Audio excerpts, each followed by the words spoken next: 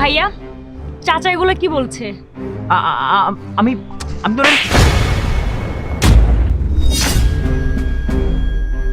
ছি ভাইয়া, তুই এতটা খারাপ আর তোর মন এতটা ছোট আমি কখনো ভাবতে পারিনি। আমি ভেবেছি কি জানিস, যে আমি বের হইলে আমার মাথার উপর একটা বটগাছ আছে, আমাকে প্রোটেক্ট করার জন্য আমার আর কোনো কিছু দরকার নাই, আমার ভাই আছে। কিন্তু তুই লাস্ট পর্যন্ত রাস্তাঘাটে মেয়েদের উত্ত্যক্ত করিস। ছি ভাইয়া, তোর কাছ থেকে এটা আমি কখনো আশা করিনি। আচ্ছা ভাইয়া, আমাকে তোর বোন বলে মনে হয়, আর অন্যের বোন বা অন্যের মেয়ে তাকে তোর নিজের বোন বলে মনে হয় না? তাকে নিয়ে কি তামাশা করা যায়? কেন ভাইয়া, এই সমাজে কি সেই মেয়েরাই বাঁচতে পারবে যার বড় একটা ভাই থাকবে? আর সেই মেয়েগুলো কি বাঁচতে পারবে না যাদের কোনো বড় ভাই নেই, যাদের বাবা বৃদ্ধ?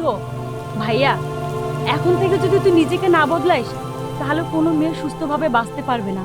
দেখিস ভাইয়া, তুই নিজেকে চেঞ্জ কর, পুরো সমাজটাই বদলে যাবে। চাচা, আমার ভাইয়ের হয়ে আমি আপনার কাছে মাপ চাচ্ছি। প্লিজ চাচা, আপনি কিছু মনে করেন না। ভাই হয়তো বা একটা ভুল করে ফেলেছে, আপনি তো মুরব্বী মানুষ, আপনি মাফ করে দেন প্লিজ।